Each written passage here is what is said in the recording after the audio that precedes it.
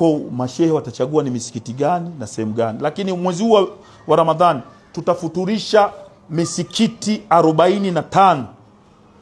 Tutafuturisha misikiti 45. Kwa hiyo ni kata yako kama una misikiti, ongea vizuri na mashehe wa wilaya na mashehe wa mkoa ili mkae kwa pamoja, kwa sababu mimi siijui misikiti yote. Kwa hiyo wao watanielekeza, Baba Levo, msikiti gani ukipeleka hii sadaka itawafikia watu wengi. Sijui kama unanielewa vizuri. Na kwenye misikiti tunaenda kufutulisha, sisi hatutapika. Sisi mashehe wenyewe wa misikiti ndo watajua nani anapika. Mashehe wenyewe ndo watatuambia tunafuturu nini, kama ni ndizi, kama ni miogo, kama watachinja mbuzi, ng'ombe, kuku, wao wenyewe watajua. Lakini sisi tutawezesha kwenye misikiti 45 ili futari iweze kufanyika.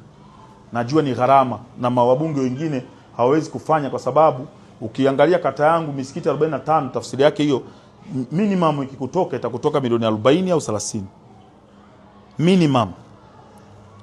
Sasa nina mbunge gani sasa hivi anataka kutoa milioni 40 aenda akawape watu wa ile siku 3, na kati ni hela ambayo anaweza kanunua kiwanja akajenga lodge, watu wakaanza kupanga wakaenda kufanya zinaa akapata hela. Sina kwambia ukweli.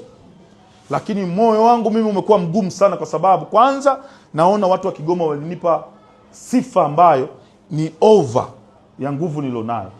Yaani walinichagua kuwa mbunge wao nikiwa napambana na mtu ambaye anaaminiwa na sehemu nyingi sana kwamba ana vitu vingi ambavyo anaweza kusaidia huu mji.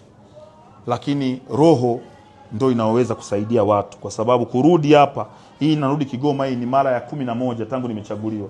Kuna wabunge hawajarudi, kwa sababu ukirudi Kigoma ujue unarudi kutumia pesa na wananchi wako. Kwa wanawakimbia kwa sababu wanajua kabisa ni hasara. Na mtu ametoka kwenye uchaguzi ameshatumia zaidi ya mamilioni ya pesa, alafu tena amemaliza tu uchaguzi arudi tena kurudisha tena mamilioni ya pesa. Inawezekana mtu sasa hivi ni muda wake yeye kurudisha zile hela ambazo alizitumia wakati wa uchaguzi. Lakini kwa jimbo la Kigoma mjini mimi siwezi kukubali hiyo. Nitashirikiana na viongozi wa dini watakaoniunga mkono, tutaenda nao.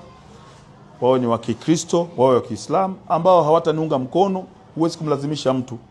Lakini sisi tutafanya vitu ambavyo naamini vitawashawishi, na wao wataona basi inawezekana kama wiki jana nilimfikiria vibaya, labda huu mlengo wake unaokwenda huko vizuri. Narudia tena, sanda na juzuu sio mbadala wa maendeleo ya jimbo la Kigoma mjini. Kama tuliahidi maji sehemu, tutapeleka maji. Kama tuliahidi barabara, tutapeleka barabara, na tumeshaanza kusipata barabara. Tumepata barabara ya Zulu ambayo itatokea pale soko la Zulu, itakatisha katikati ya Gungu, ambayo itakuwa ni barabara ya kwanza kukatisha katikati ya mitaa ya Gungu. Mitaa ya Gungu watu wanalima barabarani kwa sababu hakuna barabara. Na tumepata barabara ambayo itaiunganisha Nazareti kuunganisha na barabara ile ya kwenda Mwasenga. Kile kipande kile cha pale katikati kinapita hospitali ya Baptist. Kipande ni kibovu sana. Hizo tumeshapata, na ni lami. Ukisikia nakwambia barabara nimepata, ujue ni lami. Lami, mitaro na taa.